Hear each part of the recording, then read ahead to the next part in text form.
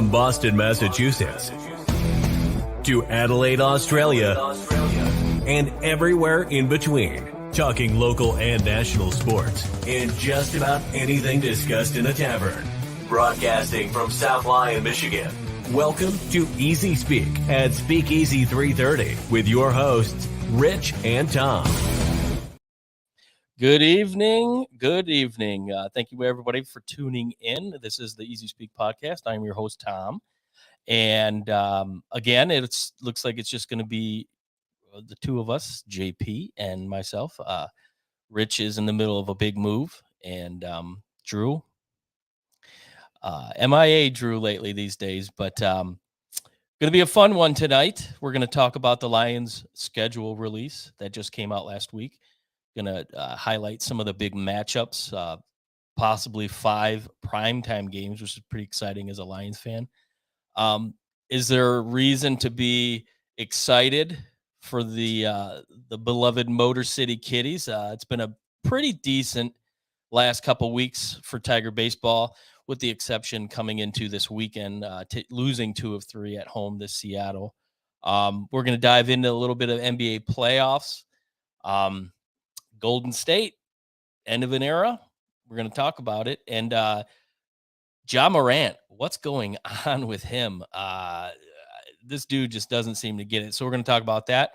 And last episode, we talked about we were having a thing for everyone's favorite Mexican. We've done burgers, we've done pizza, and this week we're going to do Mexican food. So we put a poll out to some of our followers on the socials, and we got some pretty good results. So we're going to talk about that. And without further ado, here he comes. The man, the legend, JP. Howdy. How's everybody doing? How's it going, Tom? It's been a good one. Yeah. We were supposed to go last night, but timing was just not there. I was giving Rich a hand moving, and so we just decided to push it back. And so today I spent the day on the water. This is my Sunday, so I was out on the boat. So I'm a little burnt. Get ready for this show. So oh yeah. How is it going with you, JP? Pretty good. I would say that it's been a little bit of a whirlwind here within the last 10 days or so. As you know, or most people know, that we had a baby on the 6th of May, which Melissa wasn't scheduled to be induced until the 30th. So she came a little bit early. She kind of woke me up one day and said, I think my water's broke. And we discussed it at the table over some food before we left. And we got there, and the nurses said, yep, it's go time. And 17 hours later, Ensley was born. Yeah, that's pretty awesome. We were communicating that day, and I remember I said, all right, I got the agenda set, and that was last week. The agenda's all set, and you're like, well, we're at the hospital. I think the water broke. So I go, oh, well, we're not doing a show this week. Yeah. So and then we were waiting around a little bit, and then when we found the news, it was pretty awesome. And yeah, this has been something we've all been looking forward to. JP has come such a long way, and I'm very proud of him. And we're excited to see this new chapter in your life. And proud of you, proud of Melissa, and look forward to seeing that little girl grow up. It's going to be a lot of fun. This is it. We're officially in the no sleep chapter. Oh boy, yeah, that's. I did a lot of sleeping in the early chapters, so we're good. As somebody who never got to experience being a father, I do have, I do have 2 stepgirls. So yeah, but never got to experience what you or the guy who I figured would be moving finishing up and doing a little bit of moving. Mr. Rich Jasper, what's up today? The forgotten host. What's up, dude? You got to turn your Hey, camera. what's going on? I see looks like Tom's froze a little bit, so we'll just keep going. Yeah. Yeah. I'm froze. Hey, congratulations, Papa. Thank you. How's it going? You busy? Yeah, it's busy. I'm in my car right now. I'm getting ready to. Oh, getting ready to. We lost you, Rich. Hello. Are you there? Hello. Do you read me? No Freeze, motherfucker. Yeah, hello. Yeah, you there? I can. Do you hear us? Yeah.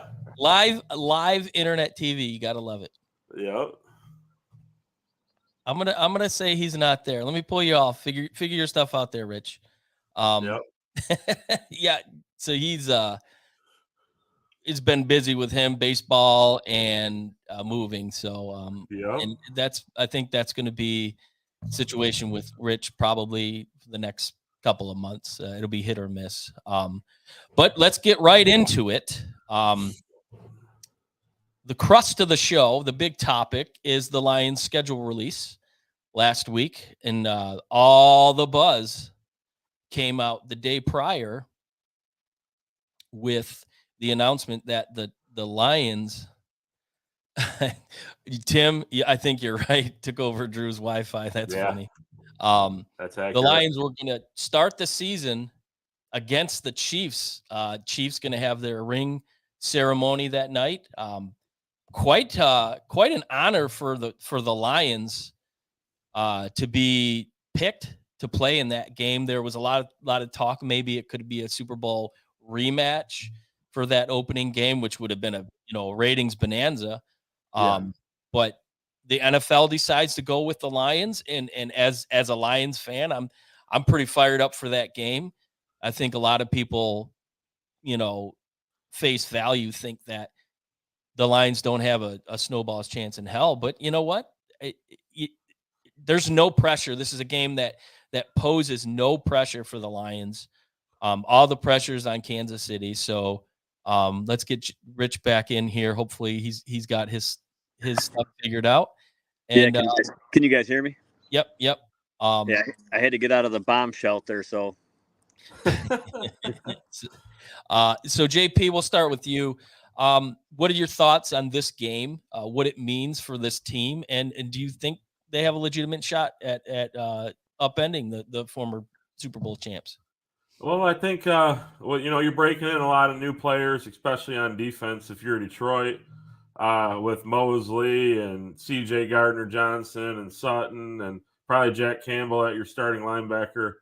I think Kansas City's breaking in 2 new tackles, so it kind of gives you an idea of where your team's at and where you're headed for the season.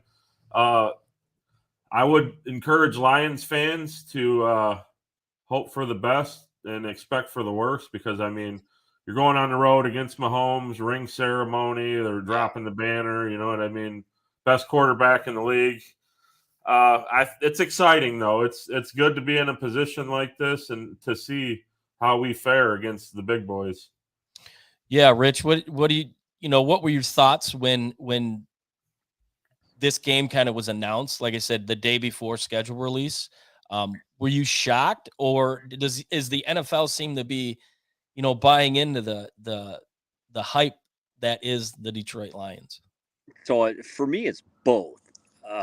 You look at all the different scenarios that could have played out for that first game of the year. They could have had a rematch of the AFC division.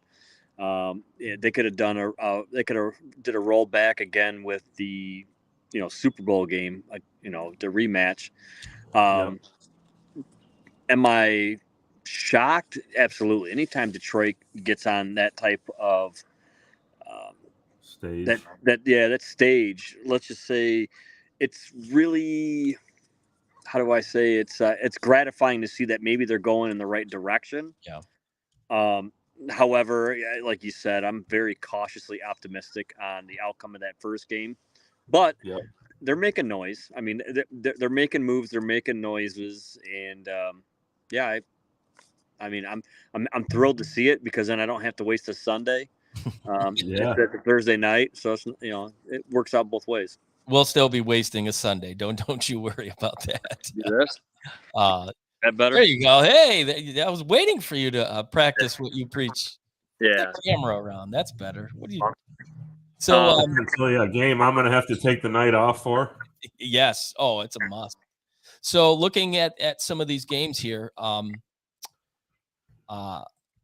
Green Bay, week 4 primetime, another Thursday night game, and they'll play them again on Thanksgiving. Rich, any of these games here that you see as a potential, I guess outside of Kansas City, where do you see a loss in the schedule of these games that they released last week? Just looking at the schedule right now, I mean, I honestly I don't see them losing until about probably week 7. Yeah. Baltimore. I think Baltimore. I think Baltimore is going to be the team that's going to beat them outside of the Kansas City. But you never know. It's under the lights. If you think about it, they did pull off the elimination of Aaron Rodgers into the playoffs. Yeah, they did On Sunday night. So I mean, they could pull it out. It really depends on how they play, right? Yeah, I agree with you on the Baltimore one, and this is one of those throw-in games.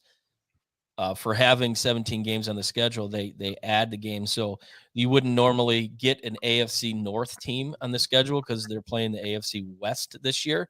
So it's going to be exciting to see, what they can do against Baltimore with their loaded receiver room. JP, what do you think? What do you see on this schedule as a game that really excites you that you look forward to seeing? I think that you got to say at the Chargers. Yeah. As you said, AFC West game, and you get to see how our defense fares against Justin Herbert and Keenan Allen and Mike Williams and all them guys. And then another one for me is the Dallas game, Week 17 at Dallas on Sunday Night Football. I think that's a big game that could have a lot of playoff implications there. Yeah. I'm looking at the last 3 weeks of the season. You got 2 against Minnesota, division rival. Yeah. I don't think I've ever seen them play a division rival like that in that short time span. So I think if the North isn't wrapped up at that point, we're going to know a lot about it by week 17, being that they're playing them twice. But yeah, that Cowboy game, that says a lot about how the NFL feels about the Lions too. So that is definitely a game that is going to be looked at as a if they haven't clinched yet, they probably will, or what's going to happen after that game, we'll have a pretty good idea. That guy's drinking the Kool-Aid. Yeah, JV Vince, I would love to see it. I'm afraid what might happen to the city. JP, what do you think would happen if the Detroit Lions went to the Super Bowl? Tell me what would happen to the city of Detroit. I don't know, man. I think they might burn it down, honestly. We've never had success like this, so I don't think you can really tell people how to act when they don't know, So I would love to see it, though. Yeah. Well, everyone says this is a hockey town, but yeah. I mean, we have a banner hanging up at the Billy Bowl, the last playoff win. I mean, I think that tells you what the gist of the fan base of the city thinks of the Lions. They live and die with the Lions. So a Lions Super Bowl would be I couldn't imagine. I just couldn't imagine. Yeah, there you go. There you go.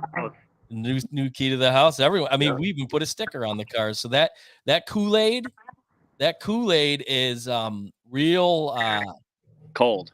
It's cold. It's blue. I don't even like blue Kool-Aid, but yet I'm drinking blue Kool-Aid. It's crazy. But I guess looking at that schedule, it's tough going on the road, LA.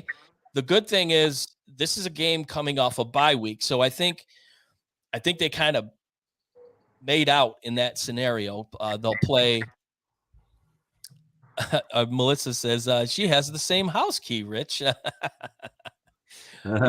catch the sale at Lowe's. Yeah, pretty much. All right, hey guys, real quick, I gotta jump off because I got more stuff to move. So hey guys, good luck the rest of the show, and I will recap you guys on my thoughts on it later. Awesome. Thank you. Thanks Have fun, for coming Rich. in, Rich. Good See luck. you guys. Later, buddy. Yep.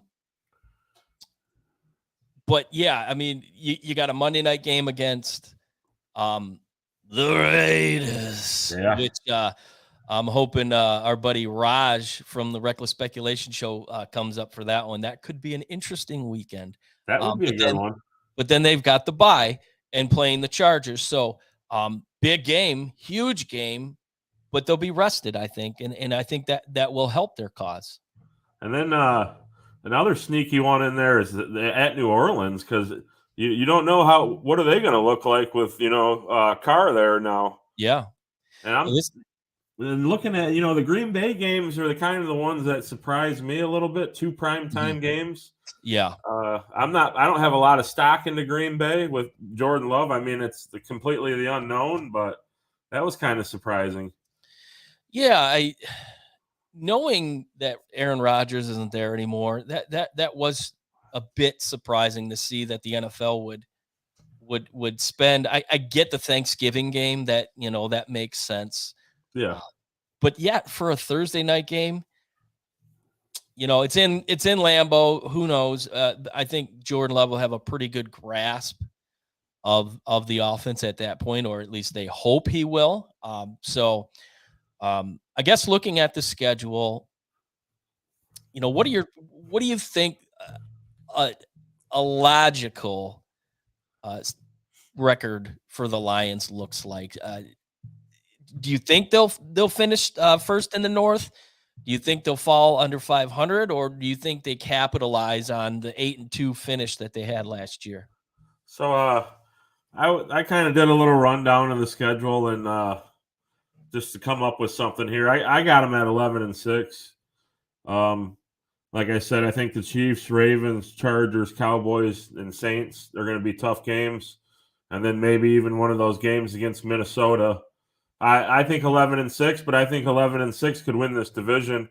You see Minnesota just traded Zadarius Smith to the Browns today. I don't know if they think they have to field the defense or not this year.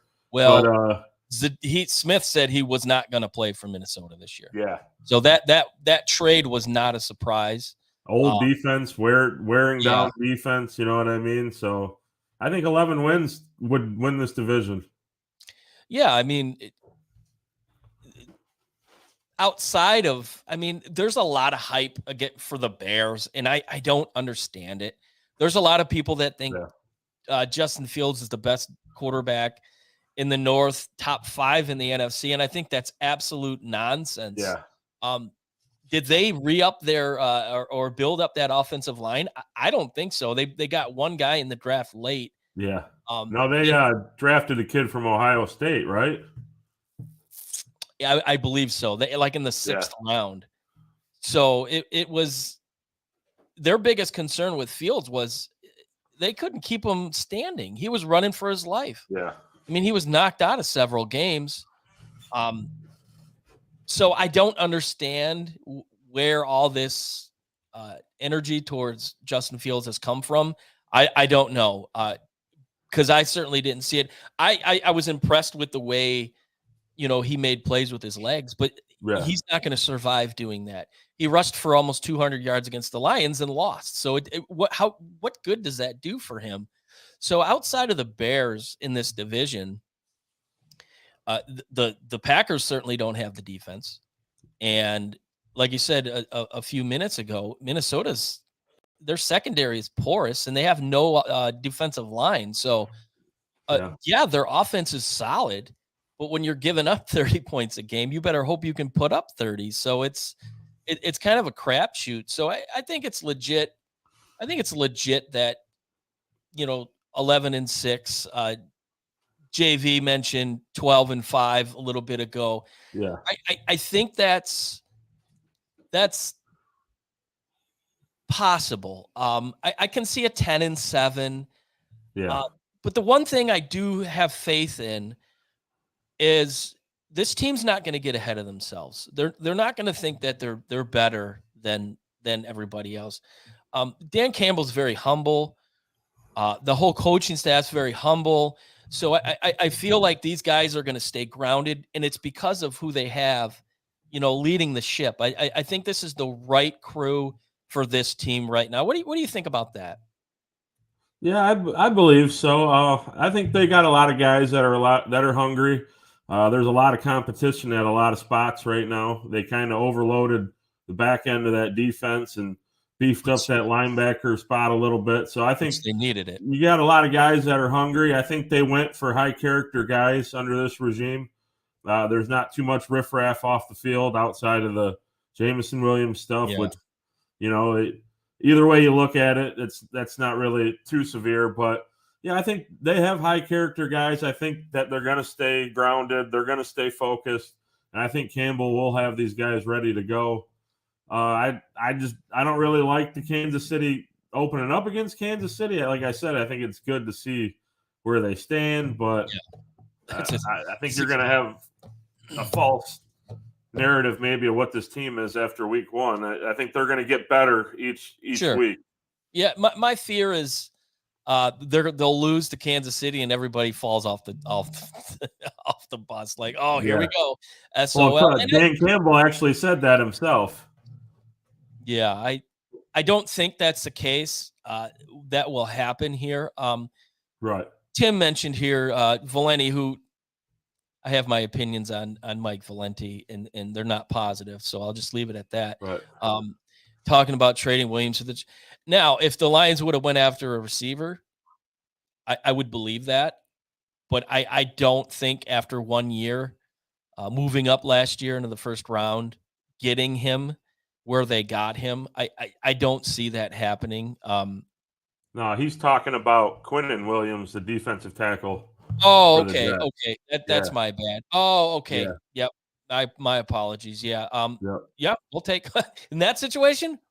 We will be more than happy to take him in that case. That would be a great addition to the Lions. So, he's just correcting me here. Sorry, Tim. I got the wrong Williams.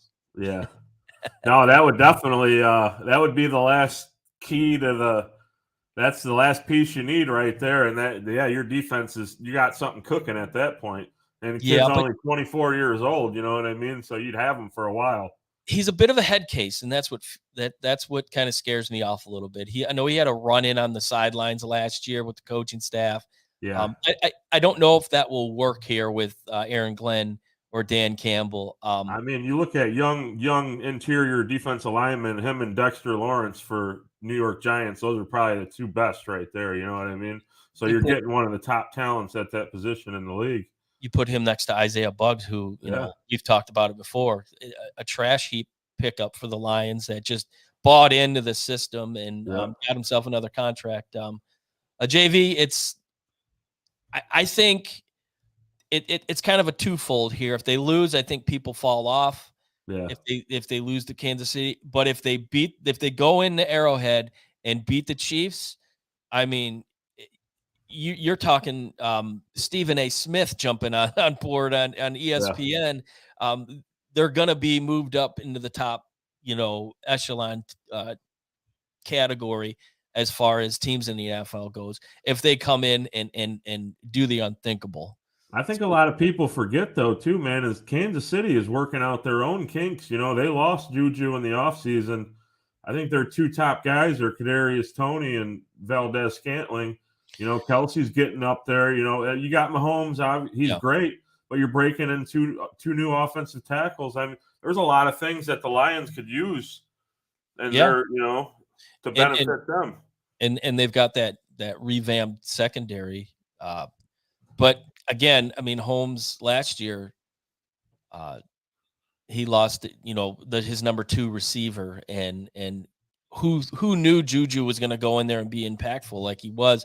I mean, TikTok Smith-Schuster went in there and just it worked out. I mean, when you have a quarterback that knows what the heck he's doing, a la Tom Brady back in the day, they never really had a big receiver except for Randy Moss, and you saw how that ended up. So, that's why they pay quarterbacks the money that they do. yeah, I mean, until I can be proven otherwise, when it comes to Mahomes, I mean, he's the guy. He's the guy, and I have trusted him. So, for all we know, he can turn Sky Moore into Tyreek Hill.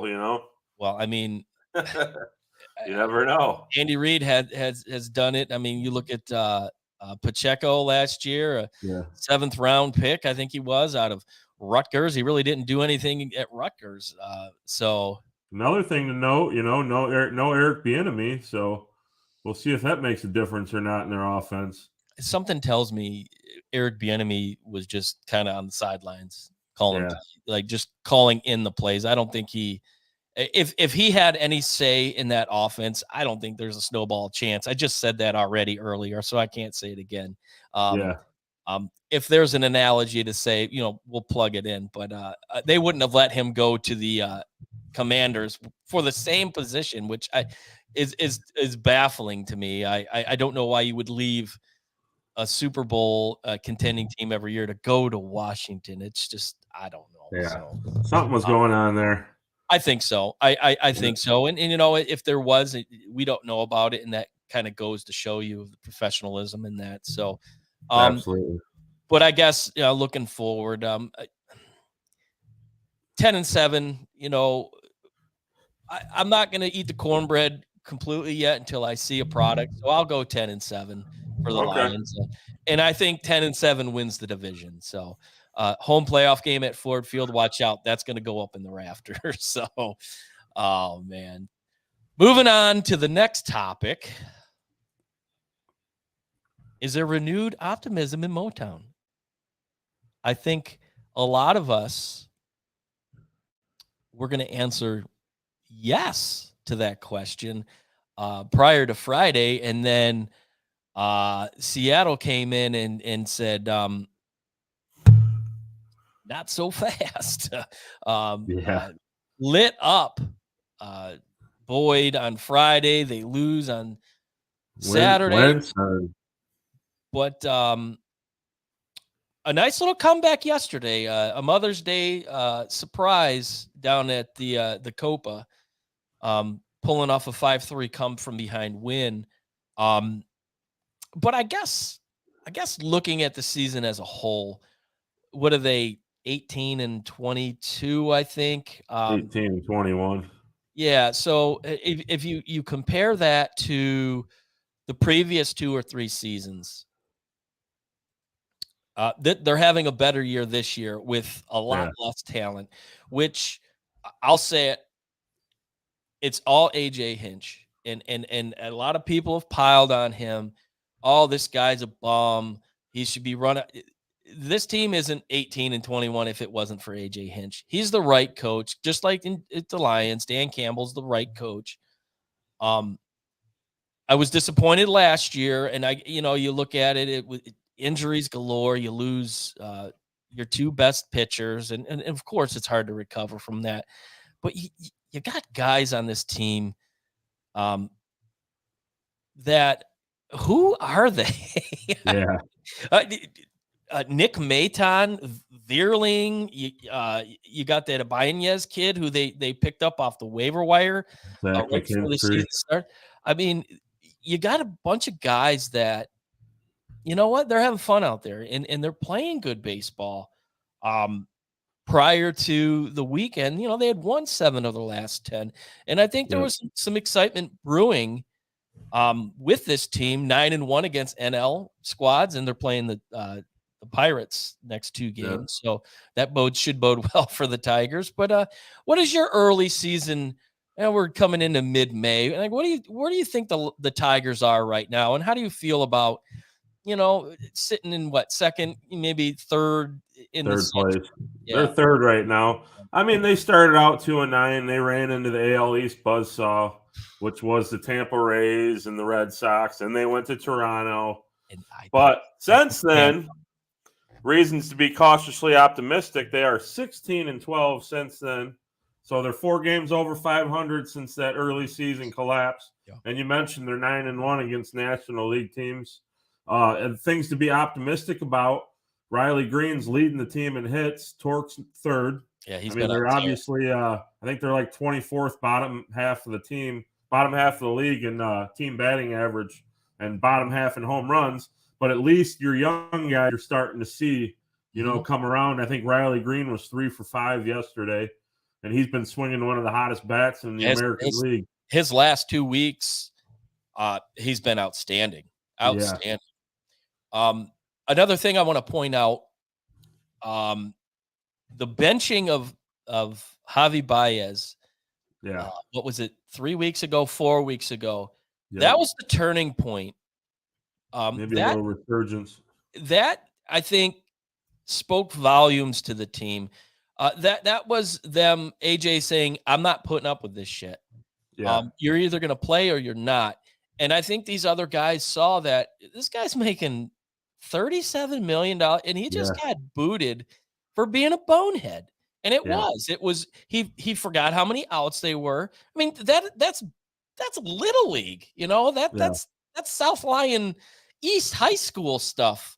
We're forgetting how many outs we have, and it told them, hey, accountability. You're either gonna play the right way or you take a seat. And they were, I saw a stat, they were 14-11 going. Obviously this is all prior to this weekend. They were 14-11 since that, and it fired up the team, and I love it. I that tells you that the coach has power. I mean, in this day and age where the players have all the power, I think this situation was like, I don't care who you are, I don't care how much money you make, you're not gonna hustle. You're gonna sit, and that sent a message.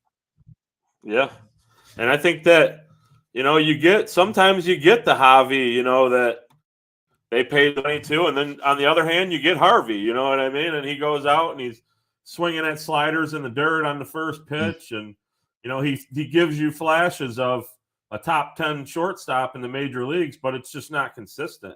It's not.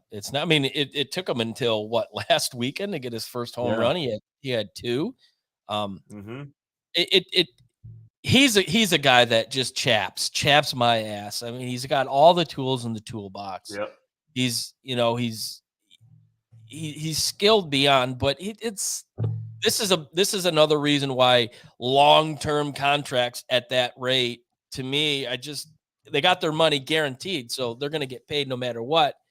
How much pride are they still playing with? And it makes you really question the authenticity. And for him, I mean, in Chicago, he was loved.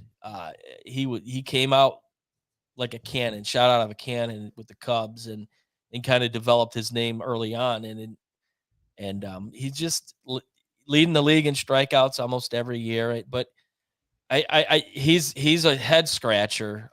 But here's a guy that last year he was gone from the team, and there was some personal issues. I believe he was going through a divorce, pretty bad divorce with his wife, and kudos to him for being able to acknowledge, hey, I got to step away from the team, and a lot like Austin Meadows this year, who's dealing with some mental issues that we hope the best for him. Eduardo Rodriguez has come back this year, an absolute complete different player. His last 5 starts, he's 4-0 with an ERA of 0.25, 38 Ks, 5 walks. He has been pretty much lights out.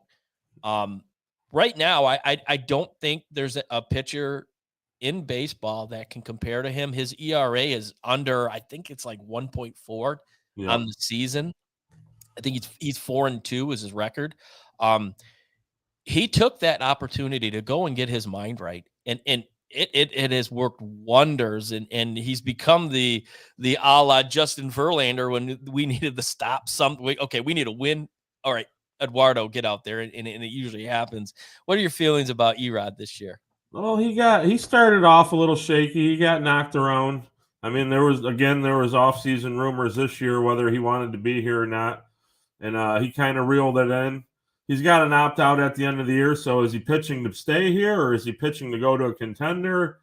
I mean, I think Sports Illustrated came out with the article that there's teams interested in him, Cardinals being one, and I mean, who doesn't want a lefty that he's the hottest pitcher in the league right now in their rotation come playoff time. But it's just been great. The command, the paint in the corners, he's precise. You know what I mean? Wherever the catcher sets up is where the ball goes. Yeah. He's getting a lot of swing and misses right now. He's turning into this strikeout pitcher that we didn't really know that he was before he got here. So I think that right now his stock it's as high as it. And you got to really ask yourself, do you try to reconstruct him now or do you try to get the value for him? Where do you think that you're going to go? You know what I mean? Right. Looking at the big picture where the Tigers are right now, you've got Mize coming back next year, hopefully. And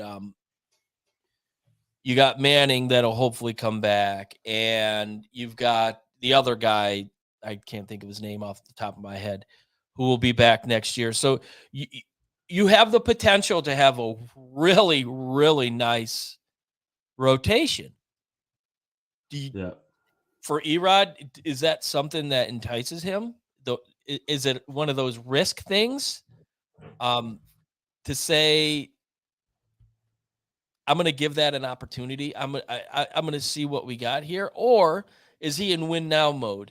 Because if that is the case, then the Tigers should look to move him as fast as they possibly can, while he's hot the way he is. So and Tim agrees that he'd trade Erod. He won't be around. Yeah, Scooble is who I'm thinking of. Yep. I was having a brain moment. But looking at that potential rotation, I mean, it could be, but then again, it couldn't be. And you probably could get a nice little haul for him. So I think you approach him soon, within the next month, see where his head's at, and then decide from there. I agree.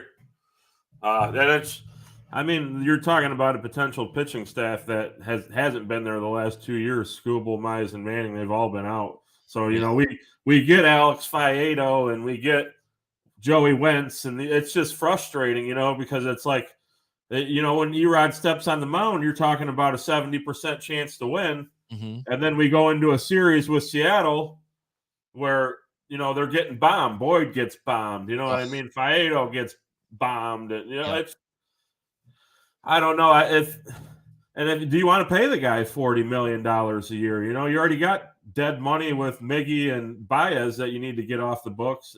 I just don't know what Scott Harris's approach is yet. Miggy will be off the books after this year. So yeah, that's the good thing. Looking at Javi, I don't know if they want to put another, mega deal together to bring in to keep the pitcher. But Scott Harris, his track record in San Francisco. I know he started off in Tampa, so the guy knows how to scout, and I think he's a lot like Brad Holmes with the Lions. So young mind, thinking outside the box. I think he'll make the right decision for this team for the long run, looking at what they have. And if you ask me now, I think it is they're going to trade him.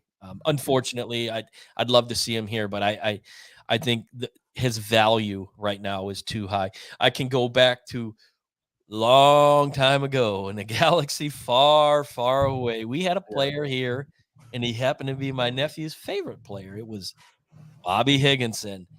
And Bobby Higginson had an unbelievable season, and the Yankees were hot after him, and they wanted him. Detroit said, we're going to keep him. We believe in him. Guess what Bobby Higginson did after that? Probably nothing. Nada.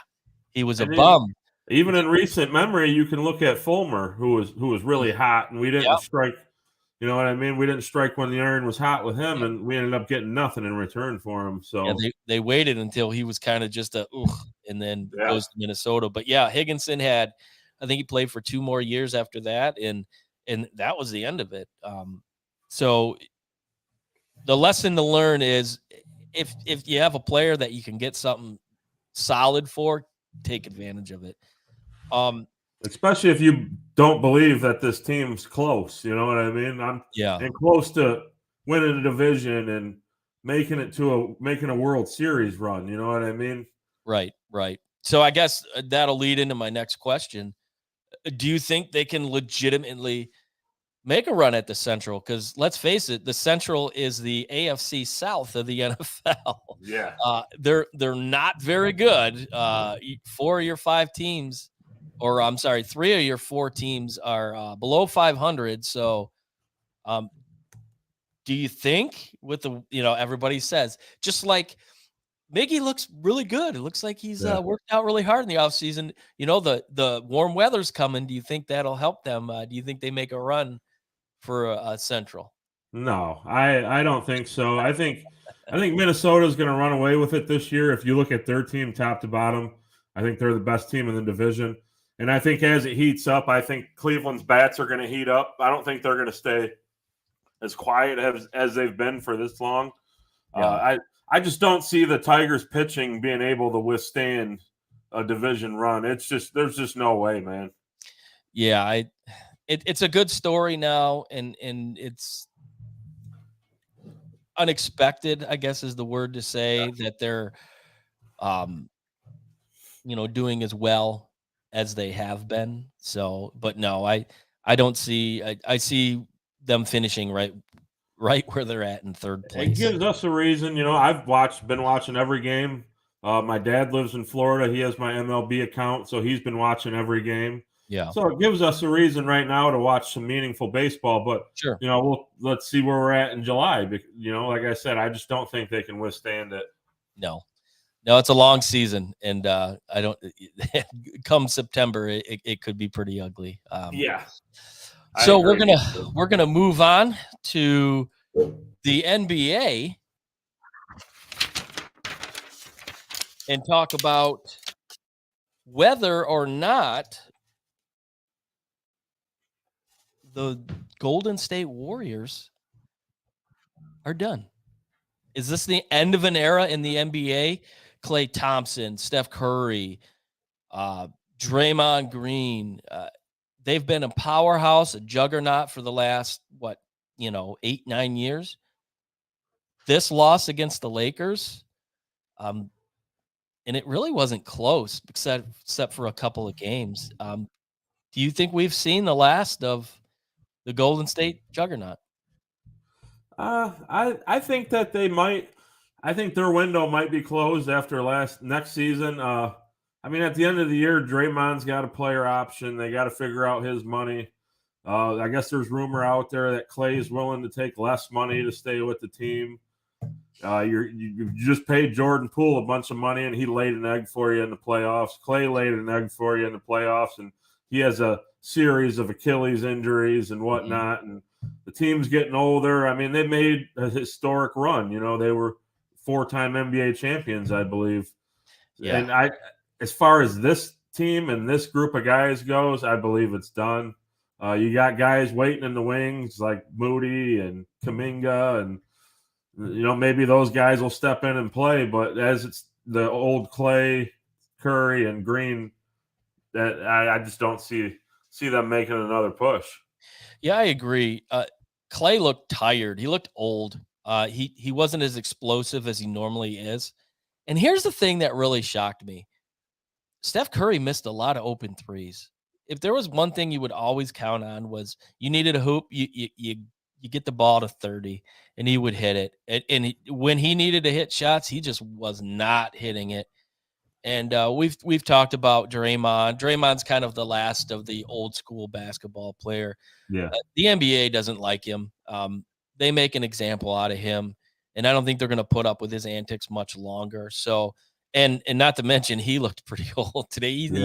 He could use a little just for men in that beard. I think that was a perfect analogy as how the team played. They played old. They looked tired. Jordan Poole's worried more about hooking up with Instagram models than he is playing on the court, putting up stupid shots, dumb They pass. said maybe he needs to get punched in the face again, right? Well, yeah. Well, there was, I think it was early in this last series. He was walking off the court and Draymond went to kind of like dab him up and he just turned his head to him. And he just seems like, I know we went to Michigan and, we're supposed to like all Michigan. He seems like a little baby and he got his money. And there's another example of somebody got paid and all right, my job here is done. So looking into that series, the Lakers who had to play the play-in game series basically to make it in, started the season at what, 2-8 or 2-10. I mean, it was just it was looking grim right out the rip for the Lakers, but suddenly they are the favorite to win the NBA Finals. I disagree, but they go on and win in 6 games. LeBron 30 points. LeBron does what he does. Anthony Davis surprisingly played a couple really nice games, although they wheeled him off in game 5 in a wheelchair after getting hit in the head. I think that got a lot of giggles in the internet community, but you know what? They got the job done, and they got the job done with their bench. And Darvin Ham has to be the coach of the year with the job that he's done. Former to turn Piston. them around.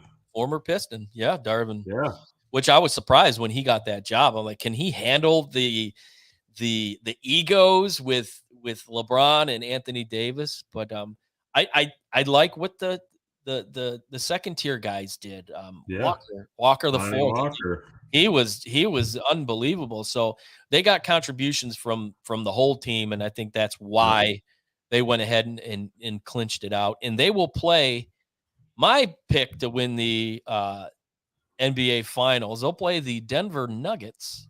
Yep. Denver goes ahead and beats the Suns, who, oh boy, my favorite person in the world, Matt Ishbia, decided he had to have the big name, but it cost him in the long run.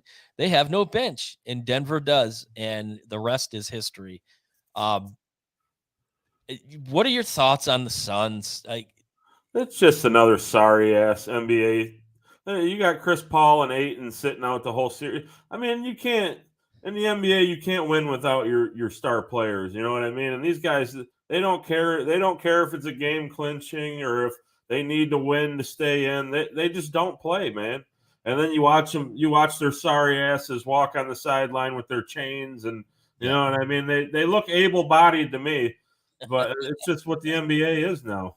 Well, Devin Booker had arguably one of the best playoff runs of any player, in memorable history. He was look how bad he stunk in the last 2 elimination games.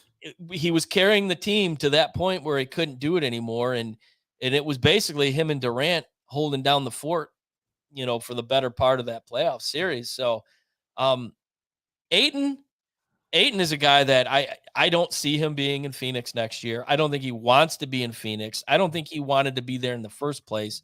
I know there was talks last year or 2 years ago that he wanted out and he resigns. Money talks, right? So I think they do everything in their power to get rid of him because whether it was he just didn't give a damn or what, he was not the player. Ready to implode. They just fired Monty Williams, and you know what? I don't see what I've had people tell me that Kevin Durant is the best player in the world. I do not see it, man.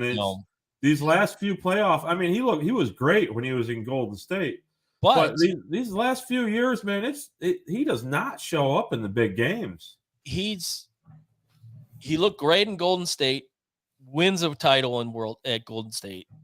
He leaves Golden State. Guess what? Golden State wins a title. Yeah. So he's not the dynamic player he used to be. I think he's fallen into the trap where he thinks he's better than everybody else. Yeah. And the Russell Westbrook syndrome. Ironically, that's where he played with him, and Harden, who we'll get to in a second, who talk about shit the bed. But Yeah. I think this is a situation where KD thinks that he's just, next level. And you know what? There's players that say challenge accepted, and they go after him. And he was not the answer in Phoenix. And they're going to pay for it because they gave up a lot to bring him in, and the results just weren't there. So Denver takes him out, setting up a Western Conference Finals matchup with the Lakers, which I think is going to be fantastic. Yep. Here's the X factor. The elevation in Denver. Will the old timers be able to withstand that? Will Anthony Davis be able to handle that? That's going to be interesting to watch. I think it's a good matchup, but ultimately I see Denver coming out on top. Yeah, I'm not going to put too much merit in that. I mean, the teams, they split the 4 games in the season series. To me, it's going to be Anthony Davis versus Jokic. It's going to be interesting. Denver's actually gets to make a run with Jamal Murray and Michael Porter Jr. back. They got their guys. Contavious Caldwell-Pope playing great basketball. Where was that in Detroit? Come on. Yeah. And then you look over and, you got AD and you got LeBron and, you got Russell. But then you got Austin Reeves, who's just come out of nowhere. And this guy, a great complimentary player. And then, Lonnie Walker, who arguably won that, helped the Lakers beat the Warriors in those closeout games. I think it's going to be a great series. It's the Lakers are 2-4 on the road in the playoffs. They'll probably drop both games in Denver, and then they'll probably tie it up when it comes to LA. It's going to go back and forth, but it's going to be very interesting to see. It's just, with Jokic, he's just not flashy, but he's so good. And to me, he was my MVP this year. I thought that the Embiid thing was kind of like, it's almost like they had to give it to somebody else. They got tired of giving it to Jokic. Yeah, he could have won it again, in my opinion. He's the best player in the league. Oh, 100%. Because he's a lot like Dirk Nowitzki was. Yeah. He can score down low. He can score from beyond the arc. But he's a facilitator. Yeah, he's smart. He's smart, and he makes a lot of good decisions with the basketball in his hand. And you're going to see a really good series between him and LeBron. Yeah. So moving over. His style of play is what most valuable player stands for. Yeah. Yep. Quiet. Doesn't trash talk, except for the forearm shiver that he did with old Ishbia, which was fantastic. I was here for it. It was great. So moving on to the East. This was a pretty exciting series. It could have gone either way. And obviously the Butler injury, which was I want to say it was in game 2. It didn't affect Miami going on. They go on to win in 6. All these series go 6, except for the next series that we'll talk about in a second. Jimmy Butler he played his ass off. Bam coming off, he won a title with Toronto, and he's playing championship basketball. But the Knicks, they're close. There was a couple games that they just looked really good, and as you see, Brunson goes for 41. So I think the Knicks are a team that they're young, and I see them making a nice little run for the next few years. Do you agree with me on that? Yeah, I think so. There's chatter that Giannis may want out of Milwaukee, and what if New York was able to pair Brunson and Giannis, and you might have to send some pieces over, but I think that and Brunson, he played his ass off in the series, man. They just have to build more around him. I think Randall's a good player, but not a great player to get you over that next level. Right. I think RJ Barrett's a good player, but not the guy. Yeah, he's not the guy that's going to get you to the next level. I think as long as they keep building around him, I think Brunson, they'll be okay. Right. Barrett, he's hit or miss. He's either shooting the lights out or you want him off the court, and that doesn't bode well in New York. But, same for Randall. Right. Yeah. Injury problems with Randall. He was coming in to the series. There was talk that he wasn't going to play, but he came in game 2. But I guess the one thing that shines for me with the Heat is, at what point are we going to say Eric Spoelstra is an elite coach? You don't really hear much about him. His track record, 2 NBA championships. He was kind of the throw-in when Riley decided to retire, and he's still there. It's pretty remarkable. And in my opinion, I don't think he gets the publicity that he deserves. I agree. And he's comes from that Pat Riley tree. And if you look at their team outside of Jimmy Butler and Bam, they don't have one of the highest paid payrolls in the NBA. They have a bunch of good complementary players like Strus that, guys that can score, any given game, but they're pretty much running with their two big guys. And then, like I said, and he's masterful the way that he's been able to keep them relevant since LeBron and everybody left, And that's another thing that he's been able to tame the egos.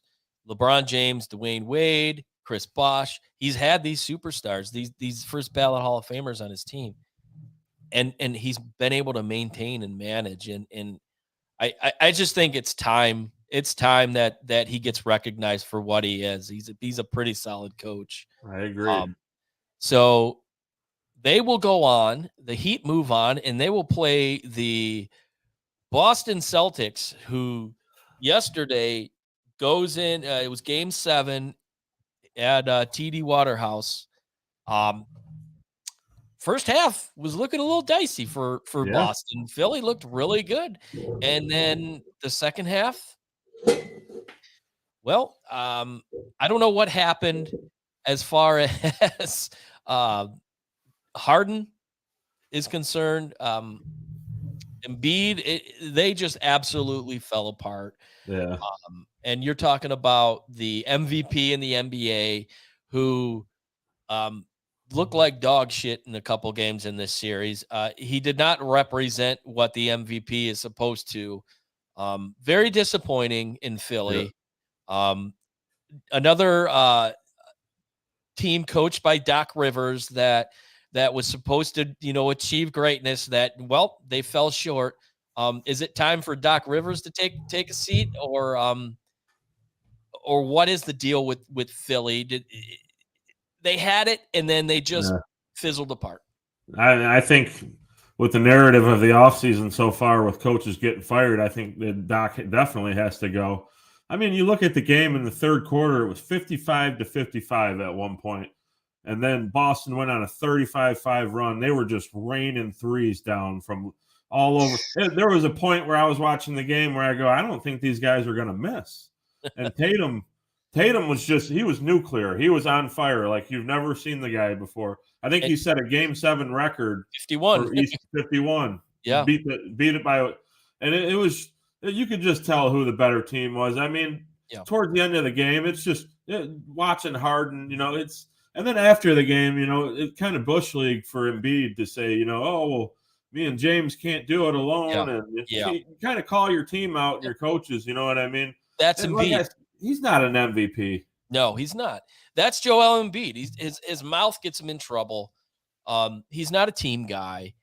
And if you're going to say we can't do it all, you better look damn good on the court. And he just didn't. He didn't.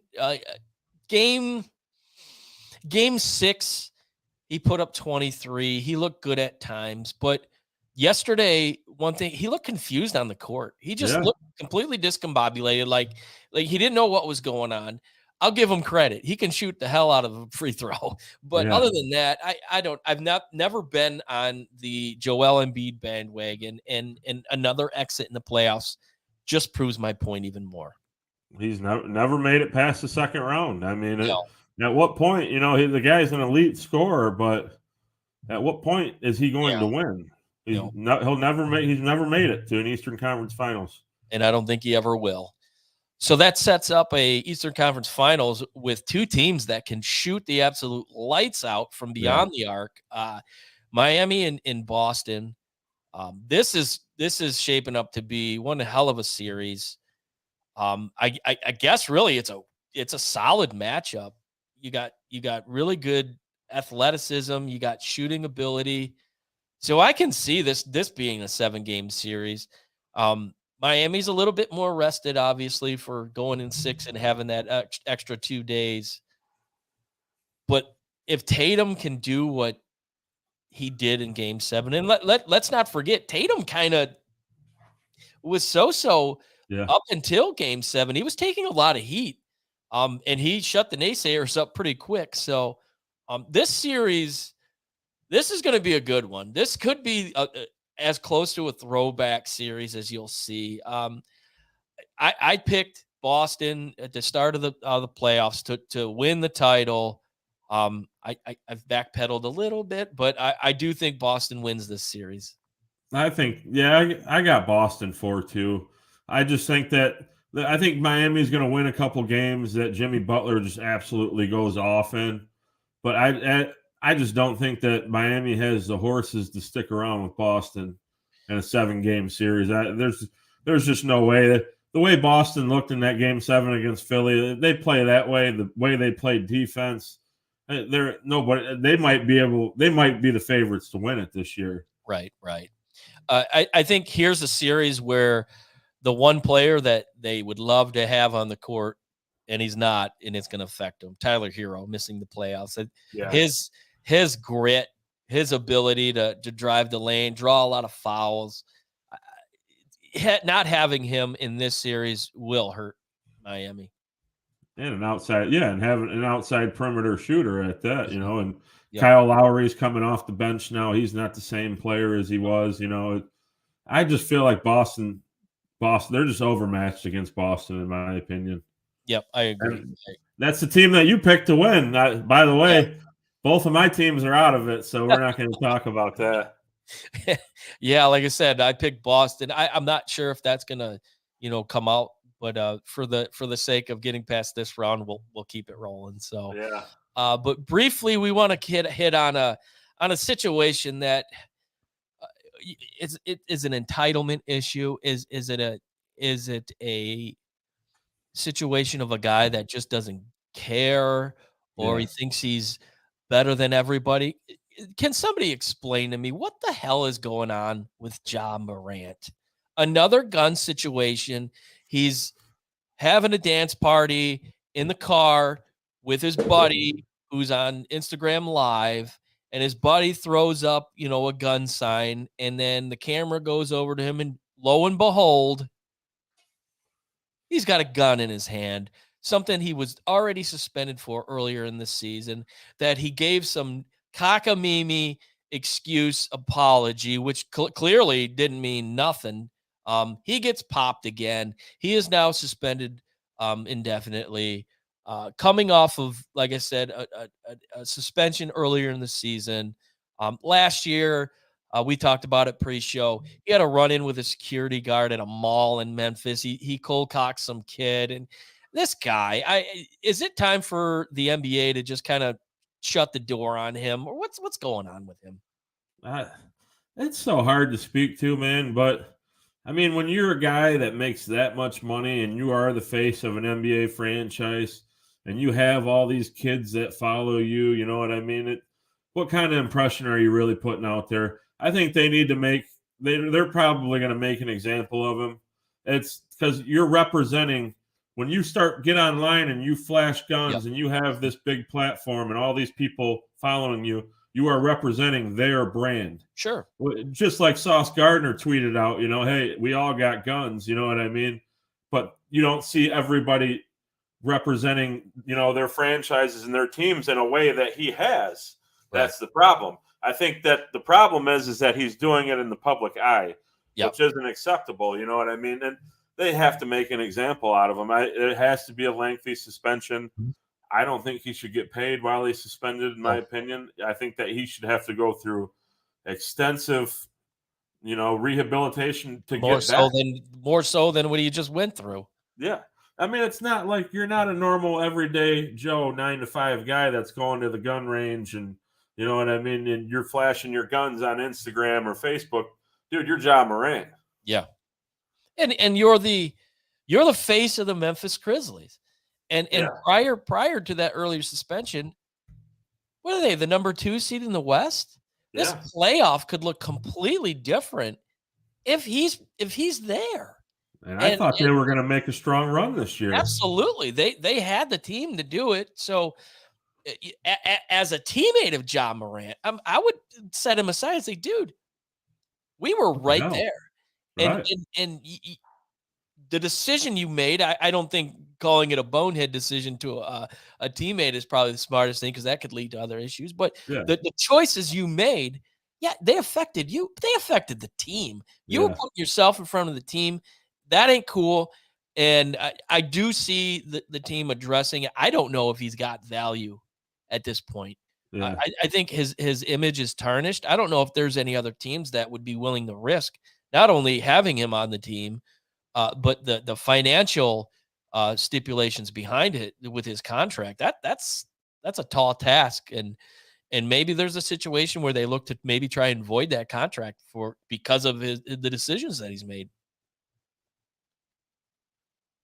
Yeah, and I think that at this point you kind of got to question the people that are around him. Do they have the best interest, for Ja Morant, or are they looking for the clout, or you know what I mean? Yep. It's at some point when you've reached the level of success that he has through all the work that he's put in, you got to kind of look around the room a little bit, and So Kwame Brown, who is infamously known for being Michael Jordan's, I believe, first draft pick when he was with the Washington. I believe they were the Wizards. They were the what was their name before the Wizards? They were the Bullets. Oh my God, I should know that. But I think Jordan and Kwame played on the same team in Washington. Okay. Yes. So he takes to TikTok and he basically goes full throttle after John Morant. And he called him the NBA dumb boy.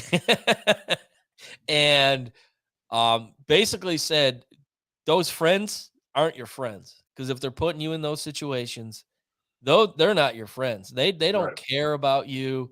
They're just there because of who you are. Basically saying you need to make better decisions. You need to pick wisely who you associate yourself with. It was very interesting, and I'm sure it won't be taken lightly. But he came after him hardcore. It was pretty interesting to see. But they need to hear that these players, whatever league they're in, whatever situation they're in, they need to hear that, because the entitlement, like I said earlier, the invincibility factor, like they think that they can walk on water. They're never going to be, held accountable for anything. No, those days are done. And you're affecting not only your team, but like you said, these kids are looking up to you. Right. And when we're in a situation where there's school shootings that are happening, left and right, you have a player that, let's face it, kids look up to players as their role models. You flashing a gun, so his kid sees that, like my hero has a gun, I want a gun. So it's just a bad look. It's a bad look, and Memphis has got a lot of decision on their mind, on their hands going in the next year as far as what they want to do with Ja Morant. So now we're going to come on to the part of the show that I know we've talked about probably for the last 3 weeks. Yeah. We've been pretty fired up for this one. If you've watched previous episodes, we like to talk about food. And if, you could see both of us, obviously we like to eat food as well. Yeah. But this week was fiesta time. It's time for Mexican food. Who doesn't like Mexican food? The old adage, you've never seen anybody upset or sad at a Mexican restaurant. That's facts. I don't care who you are. That is straight up facts. So we took to the Twitter machine and Facebook for some of our followers' recommendation. Now I have to admit, the pizza one got a lot more pub. Which was a bit surprising, but the weather's a little bit warmer. Not everybody's scanning the interwebs for content like this. But we talked about what's your favorite, dishes, what's your favorite places to eat. margaritas? Are they a must? So we got some submissions here, which was really cool. We want to thank everyone that took part.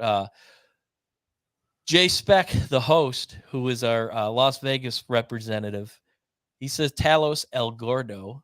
Dan Kleinick, who's a huge Detroit fan. He's from Detroit. He lives in the Phoenix, Arizona area. He's my patio in Arizona. I can only imagine. There's some pretty solid Yeah. Mexican places out there. Taco Bell. Here's the no surprise of the bunch. Mr. Corey, he's known on Twitter as the Vanilla King. Wonderful follow, by the way, at Mr. Corey. Taco Bell. I mean, come on. Really? Yeah. Really, Taco Bell? Yeah, only at 2:00 in the morning when too many maybe margaritas or tequila shots were taken. Moving on to our good buddy Sports Jim. He's the ketchup guy on Twitter. Must follow at Sports and Chup. Mi Pueblo out of St. Clair Shores. Evie's Tamales from Anthony Bunk 4. I believe he works there. That's a good one. He had a whole list of things to eat. I wasn't able to put it on, but he gave a bunch of recommendations for dishes to eat at there. I'm like, well, I think that needs to be in my future. El Charro is an East Side staple at J Tegas. I used to go there long time ago when I was East Sider myself, no longer an East Sider. And here's a place that I had a small cup of coffee in the Lake Orion area back in the day. Sagebrush in Lake Orion. At Jimmy Friedel, he's a great follow. He's a big fan of the butchery out in Sylvan Lake. We've done the early Easyspeak episodes. We used to do. He'd have a sandwich day at the butchery, and we've actually broadcasted live there. We'll have to try and get that going on again. I know the butchery's been down, so we'll have to get that going again. But he picked Sagebrush. Now the better half of you, JP, also selected Sagebrush. There's also a Sagebrush in the Fenton area. So great submissions there. Sagebrush is good. I have been to the one in Lake Orion. So good, great submissions. Some that we'll have to definitely go check out. And we will at some point be going on a food binge weekend. We're going to go eat burgers. We're going to eat pizza, and we're going to eat Mexican. We're going to put it together in a video, and we're going to bring it right to you. So we can put the recommendations right to it, and so we can tell you how we feel about it. But JP, I would love to do that. JP, give me your favorite Mexican dishes and where to go. So there's just so many. It depends on your palate and your style. I know the one that I frequent the most is Armando's in Mexican Town, and it's normally for me it's just the steak fajitas. And then the margaritas, and then the margarita that I get is the El Jefe. It has the Grand Marnier mix in it. So, and normally 2 or 3 of those, maybe a Pacifico. We're feeling pretty good when we leave. Pacifico on draft. Yeah, and then I did like a taco. So I did a taco selection too. I got to give a shout out to Dos Hermanos in Westland, which is a little small. Yeah, you're a big fan of that. Used to bring that into work. Oh, yeah. Small, tiny hole-in-the-wall place. Great tacos. And then one in Lincoln Park that recently opened up not that long ago, Los Charros, which also has good tacos. But you can't really go wrong no matter what, man. Especially I'm a big fajita guy, so wherever I go, I normally get the fajitas. The Sagebrush is really good. Chicken vaginas or steak vaginas? It's all good. Yep. Either. Or the trio. Maybe throw a little shrimp in there, depending on how we're feeling that day. Randy Mason says garlic shrimp, yeah. Garlic shrimp. And he would be one that I would frequent Armando's with. So yeah.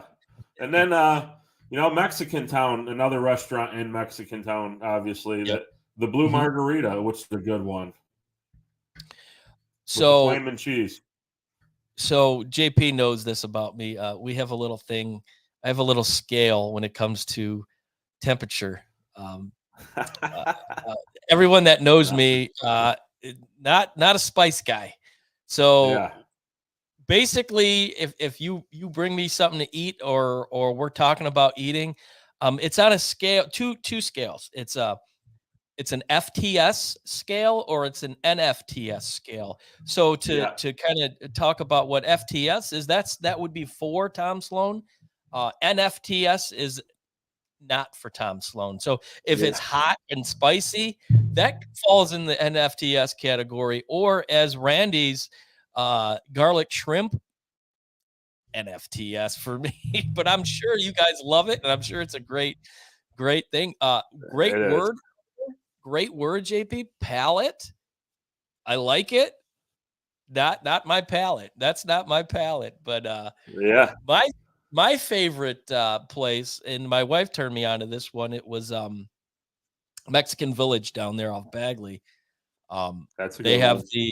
they have the steak milanesa, which is the just steak that they hammer it and then they bread it and you can put it in tortillas. The Mexican sandwich is always one of my favorites. Get a liter of not a liter of cola, but you get a liter of margarita, and you're set for the night. And actually, the keys probably will be placed in the Lovely's hand to get us home here to South Lyon. But there's a couple places out this way, and your sister's chiming in hot. Maze in Ipsy, 100% agree. If you're looking for great Mexican food, good drinks, unbelievable happy hour, 7 days a week, mind you, Maze in Ipsy and Depot Town, fantastic place. I was just getting ready to say Maze, so Megan, thank you for beating me to the punch. Always a solid meal. Yeah, I mean it's and the place is busy. And they get you in, and it's just great service. I like it. There's a place out here, Cancun. I think it's a chain. It's pretty good, not too bad. They're actually opening another Mexican place down in South Lyon, down on Pontiac Trail. But there's a takeout place that we have not tried yet, and it's probably the best known place around here. Two Tostadas. It's in South Lyon at 10 and Rushton. It's a place that a lot of people have talked about. We just haven't gotten in there. It used to be kind of like a sit-down place, but COVID turned it into a takeout, and I think it's just continued from there. So Two Tostadas there in South Lyon is a place that we want to check out. Or there is, what is the Mexican place there on Ford Road and Telegraph? Oh, it's going to drive me crazy. Oh, Mexican. You're going to Mexican Fiesta. Yes, Mexican Fiesta. There's one there in what was that? There's one in Canton, and that's a chain, but the one you're talking about is actually the original one that is pretty good. Right. Yeah, I think they're both similar, but they're not too bad. It's been a while since I've been there, so lots of good places. We just have to save up our calories one of these weekends. just say let's go. We're meeting here. I think most places you got the same 5 ingredients, right? Mm-hmm. The mandatory thing for me is the margarita or it's the beer. It's a Pacifico or it's a margarita, and it just goes hand in hand like peanut butter and jelly. I bet that would be good on a tortilla. You never know. Anything. Yeah, you can wrap anything in a tortilla. I know what the next keg to go into the speakeasy is going to.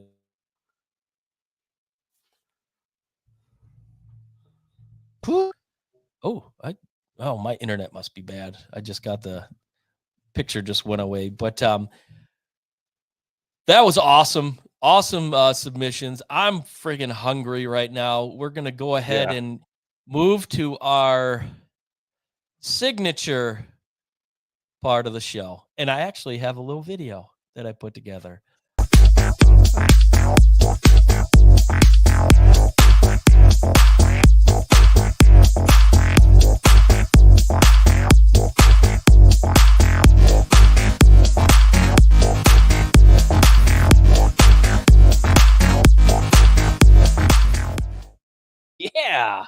That's you All got it right. bumping. We're just talking about margaritas. We're talking about Pacifico on draft. We're moving We got a up. little club music. You know, I know I'm looking really old right about now.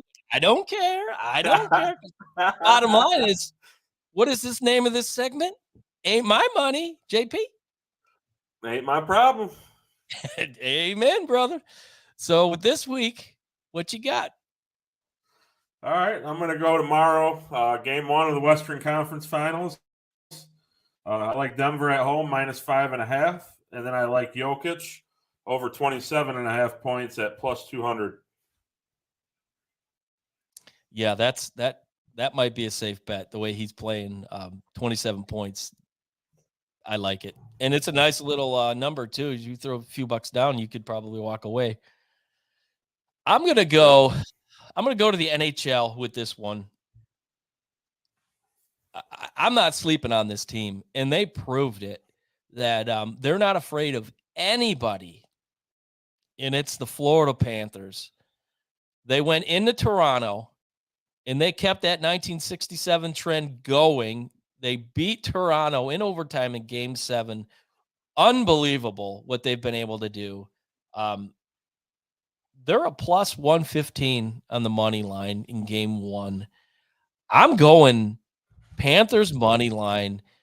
I don't think the atmosphere in Carolina, albeit it's crazy in Raleigh. Don't get me wrong; those fans have really taken to this hockey team, and it's fun to watch. It's fun to see these Southern teams really take to hockey. But here's a team that they've got nothing to lose. They're playing with house money. They're well coached. So give me the Florida Panthers money line. That game is Thursday, kicking off in Carolina. So I think the Panther train keeps on rolling, and they take an early 1-0 lead. And for anybody that just tuned in for the first time, our quick little money segment, Ain't My Money, Not My Problem. We give you a bet. Hopefully you take our advice. You get out there, you throw some money down, and then maybe, hey, congratulate us for making the pick. We'll see about that. So with that being said, which I have to admit, I've kept it in the back of my mind. After the show 2 weeks ago was our last show because, as we know, JP's now a father, so he was busy. I don't know, in the birthing room, so we couldn't go last week. So the show previous to that, I get done with the show and I come out of my studio, and my wife says, "You say, with that being said, way too much." And so I'm like, I'm not saying it. I'm not saying it. Well, with that being said, we're moving on to some closing thoughts. It's been a great show, great topics. Lions, everybody's really, jumping on with that. Obviously, the NBA playoffs, in the Mexican topic. That was, had a lot of fun with that. JP, what are your closing thoughts before we wrap it up tonight? Yeah, so tomorrow night, one of the biggest, most key nights in recent Detroit Pistons history. I need all the people out there tonight, all the prayer warriors. I need everybody pass it on to say a prayer that the Detroit Pistons get the number 1 pick and they get Victor Wembanyama. If not, it's another 10 years of misery. So everybody, drop down to your knees tonight and say a prayer.